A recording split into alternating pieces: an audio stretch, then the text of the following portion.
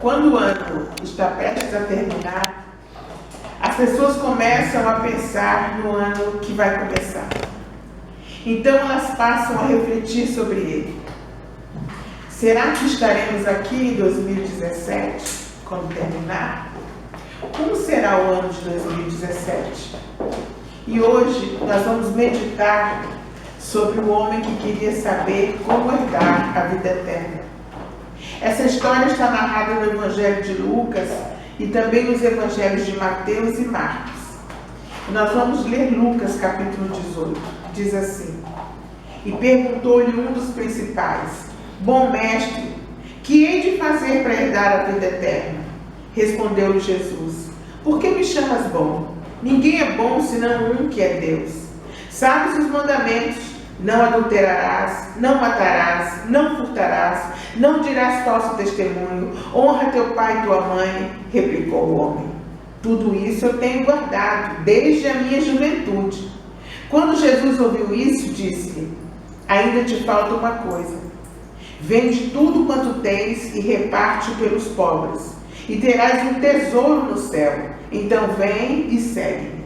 Mas ouvindo ele isso, encheu-se de tristeza, porque ele era muito rico. Essa passagem normalmente é citada como a história do jovem rico. Embora no Evangelho de Mateus ele seja chamado de jovem, nos Evangelhos de Marcos e Lucas, o perfil é de um homem maduro, com posição de destaque na sociedade. Todos os evangelhos reforçam a ideia de que ele tinha algum tipo de autoridade em sua comunidade. Em outras palavras, algum tipo de poder. Ele era um homem riquíssimo, ou dono de muitas propriedades, como diz Marcos e Lucas. Dizem. O nosso personagem de hoje era um homem com profundas raízes religiosas, como muitos de nós. Ele estava preocupado com a vida eterna. Nessa vida ele já tinha o suficiente, mas ele se sentia inseguro com relação à eternidade. Nós não sabemos a origem da riqueza daquele homem. Talvez ele tivesse feito por onde, tivesse trabalhado arduamente em seus empreendimentos. Talvez tivesse investido corretamente os seus ganhos até se tornar um homem rico de muitas propriedades. Ou quem sabe ele era de uma família rica, que havia deixado para ele uma grande fortuna, muitos bens e muita riqueza. De uma forma ou de outra, parece que ele vai ao encontro de Jesus porque ele sentia que naquele momento era necessário garantir também não só uma boa vida nesse mundo, mas era também necessário garantir uma outra herança, que é a vida eterna. Talvez você não seja rico, mas seja alguém preocupado em garantir a sua herança aqui nesse mundo e garantir também a sua vida eterna. Essa é uma preocupação legítima e decisiva para o meu e para o seu futuro.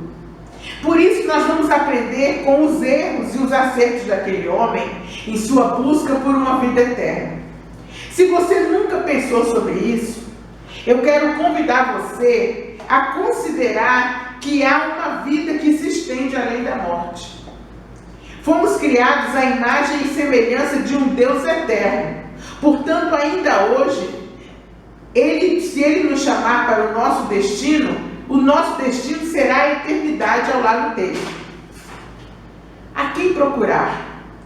Se você é como aquele homem rico, a primeira questão que você precisa resolver é: a quem eu devo procurar para garantir uma eternidade com Deus? Quem poderia lhe dizer algo sobre como obter uma extensão dessa vida terrena? Quem tem a experiência própria de vencer a morte? Apenas Jesus tem orientação segura a respeito da eternidade. Há pelo menos 2 motivos para pensarmos assim. Primeiro, porque antes de se fazer homem, ele já conhecia a eternidade. João 1 diz assim, 1-4. No princípio era o verbo estava com Deus e o verbo era Deus. Ele estava no princípio com Deus e todas as coisas foram feitas por intermédio dele. E sem ele, nada do que foi feito se fez. Nele estava a vida e a vida era a luz dos homens. João estava apenas descrevendo aquilo que o próprio Senhor havia afirmado em uma conversa com os fariseus.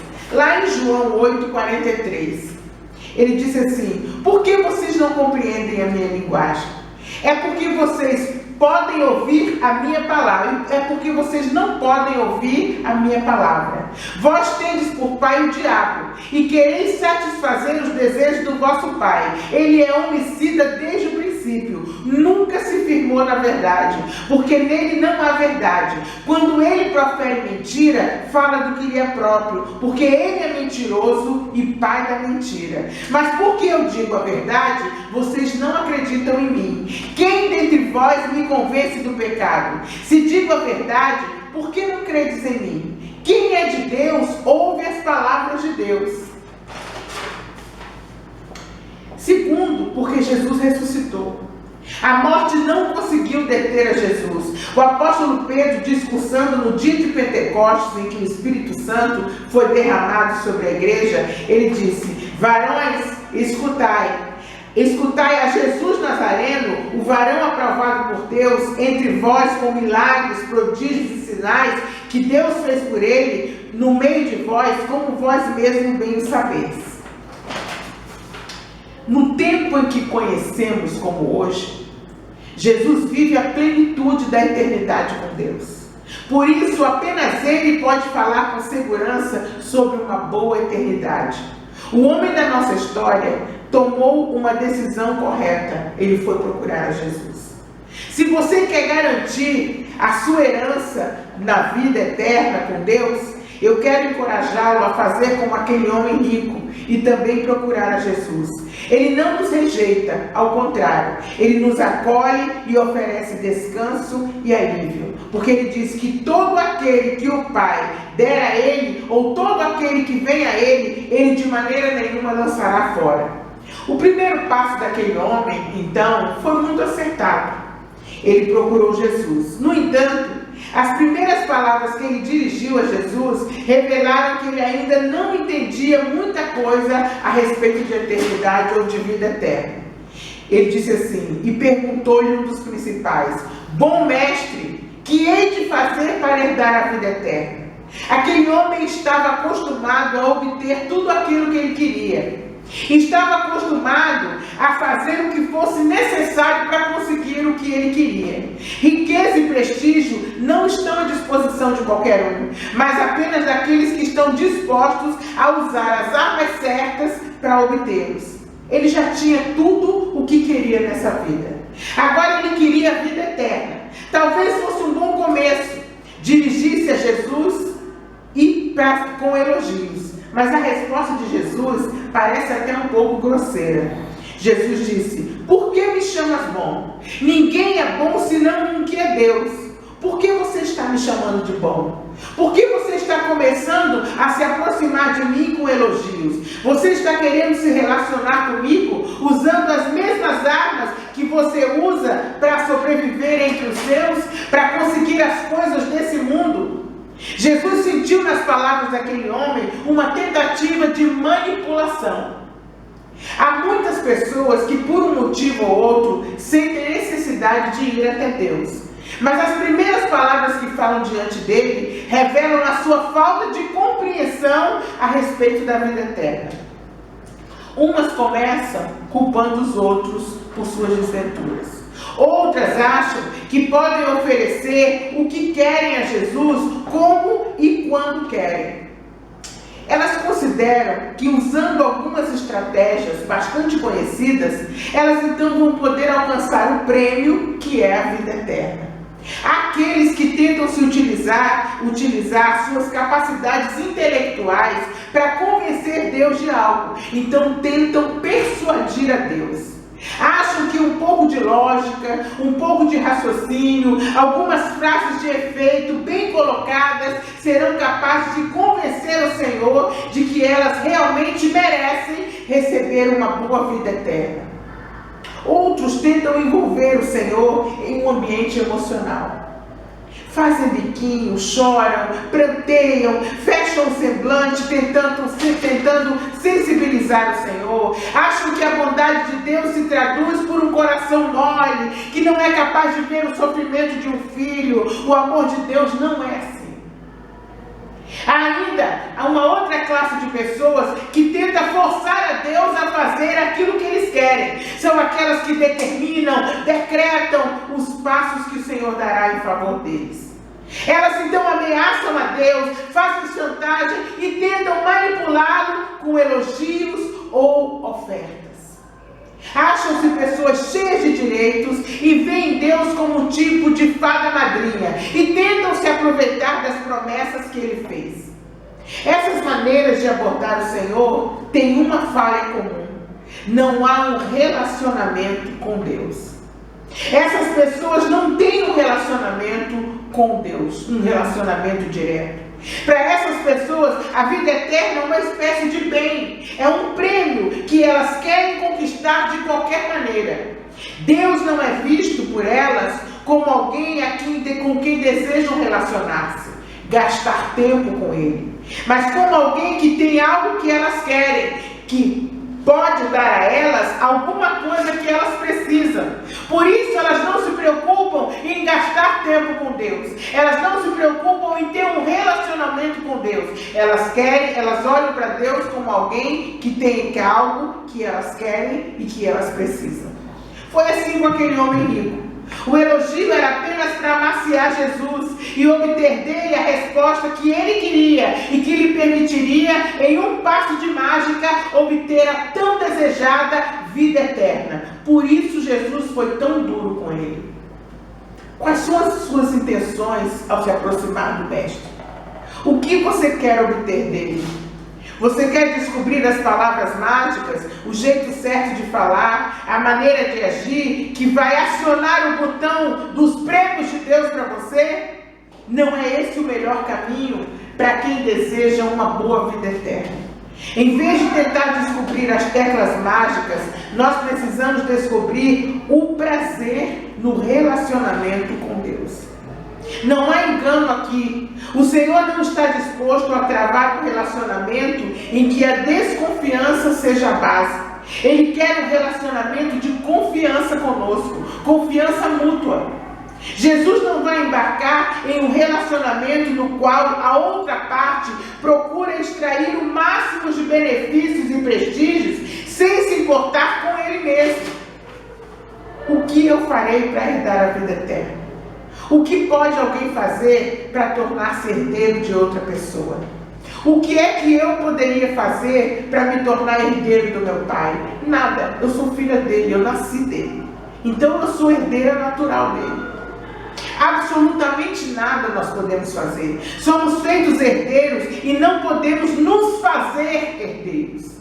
A herança é um presente que nós recebemos porque temos um vínculo com Deus. Eu sou herdeiro do meu pai e da minha mãe porque eu tenho um vínculo que é muito maior do que ele, maior do que o meu relacionamento com meu pai e com minha mãe. Eu tenho um vínculo e nós temos um vínculo com Deus. A herança é um presente que recebemos de Deus, é um vínculo. A pergunta daquele homem era incoerente.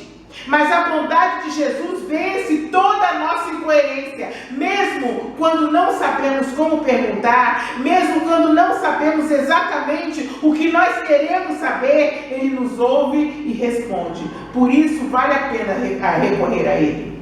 Pacientemente, Jesus vai conduzindo a conversa com aquele homem, de maneira que o coração dele é revelado a cada passo. É assim que Deus faz conosco. Quando a Nara contou a história do amigo dela, quando você ora e busca Deus, a cada dia Ele vai mostrando para você o que Ele quer de você. A oração é uma conversa de mão dupla. É uma via de mão dupla. Você leva os seus problemas a Deus, mas você também tem que estar aberto para ouvir. As pessoas pensam que Deus não ouve, que Deus é um velhinho que está lá no céu, sentado, dormindo, outra hora acordando, só acorda em grandes catástrofes. Não é assim. Jesus disse que estaria conosco todos os dias, até a consumação dos séculos. Ele fala hoje, Ele se comunica conosco, Ele diz o que Ele quer de nós. Mas para que a gente possa ouvir a voz de Deus, é preciso ter um relacionamento com Ele. As pessoas dizem, pastora, ora aí, porque Deus ouve a senhora. Mas não é por aí. Deus ouve todo mundo.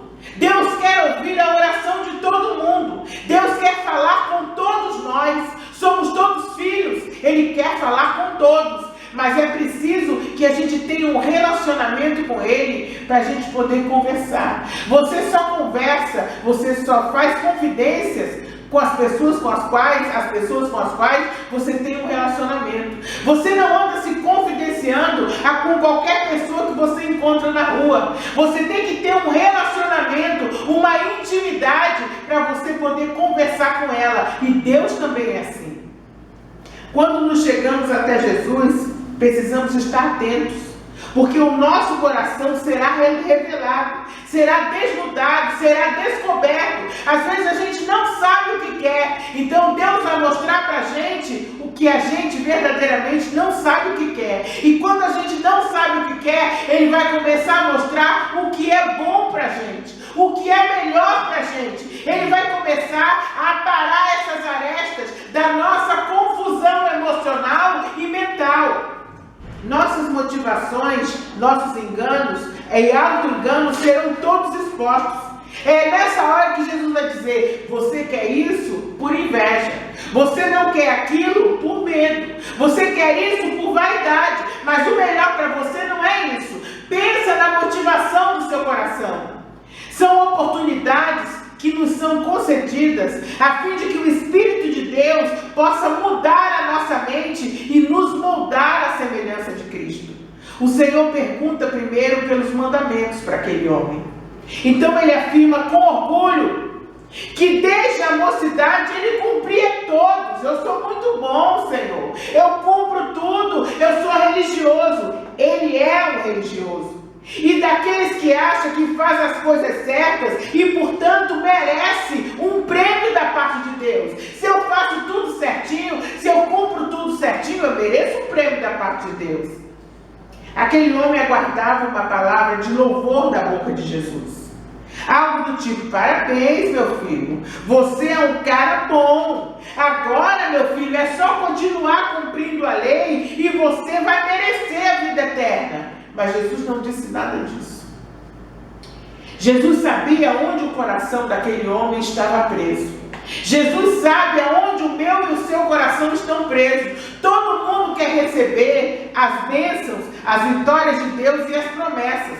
Mas como Deus fez com o amigo da Nara, primeiro foi preciso que ele se identificasse. Deus tem falado muito comigo a respeito dele saber quem somos nós. Quem vai para a vida eterna é alguém a quem Jesus já conhece aqui. É preciso começar um relacionamento aqui. No dia em que a gente for acertar as contas com Deus, Deus não vai abrir a porta do céu, entre aspas, não é que não é bem assim, e dizer, olhar para vocês: olha, Senhor, eu estou aqui, meu nome é Nara, muito prazer, meu nome é Mara, eu vim aqui para morar aqui, viu? Eu fui religioso. Não. O que Jesus tem dito é que o relacionamento começa aqui. E quando a gente acerta as contas com Ele, Ele vai receber alguém que Ele já conhece.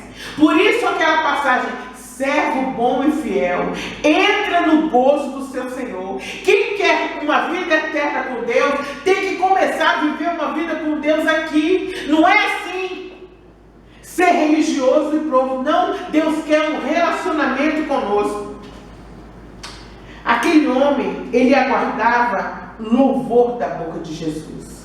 Mas Jesus disse assim, quando Jesus ouviu isso, disse: ainda te falta uma coisa. Vende tudo que tens, reparte-o entre os pobres e terás um tesouro no céu. Então, vem e segue-me. A resposta de Jesus era simples. O que você precisa fazer para herdar a vida eterna e comprovar que é um filho de Deus, não havia nada para fazer, era preciso ser. Os filhos de Deus abrem mão de tudo e de todos para simplesmente estar na presença de Deus. O que Deus quer é que nós sejamos filhos dele, amigos dele. E que nós possamos abrir mão das coisas, não por um sacrifício religioso, mas para podermos estar com Ele. Quem ama a sua vida, disse Jesus, perdê-la-á. E quem neste mundo odeia a sua vida, guarda-la-á para a vida eterna. Os filhos de Deus ouvem a voz dele e seguem. Como ele disse, as minhas ovelhas ouvem a minha voz. Mas o que é a vida eterna? A vida eterna não é um bônus de final de ano ou de final de vida, ou um prêmio de produtividade porque você foi religioso e seguiu as regras. A vida eterna é um relacionamento com Deus que começa aqui nessa terra, aqui nesse mundo, e como resulta do prazer que você encontrou em estar com Ele. Um relacionamento com Deus aqui é resultado de que é um resultado de que você encontrou o seu lugar nesse universo criado por Deus.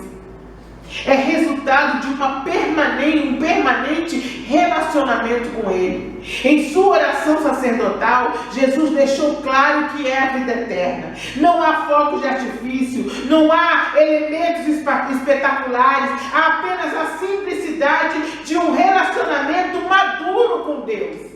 Ele disse em João 17, depois de falar assim, Jesus, levantando os olhos para o céu, disse: Pai, é chegada a hora, glorifica o teu Filho, para que também o Filho te glorifique, assim como lhe deste autoridade sobre toda a carne, para que dê a vida eterna a todos aqueles que lhe tens dado. E a vida eterna é esta, preste atenção, a vida eterna é esta, que te conheçam a ti, como o único Deus verdadeiro, e a Jesus Cristo como aquele que tu enviaste.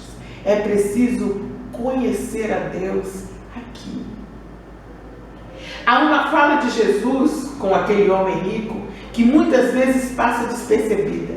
Depois de revelar a avareza do coração do homem, que não era capaz de abrir mão da riqueza em troca da vida eterna, Jesus faz um convite simples e direto.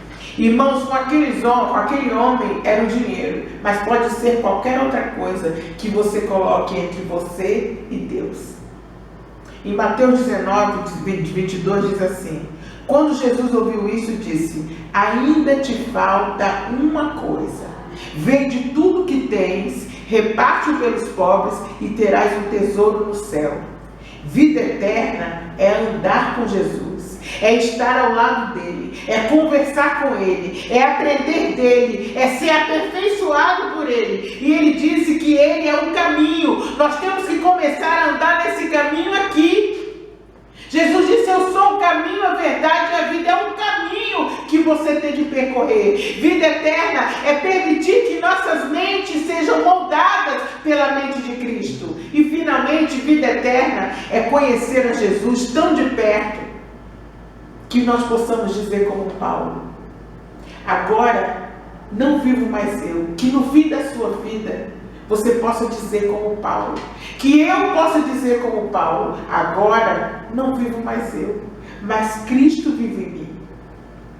Isso é andar com Deus, isso é caminhar com Deus, é nesse lugar que Deus quer que cheguemos, que a vida da gente seja tão impregnada por Ele. Pense agora no seu melhor amigo, pense agora no relacionamento que você tem com a sua melhor amiga, com o seu melhor amigo.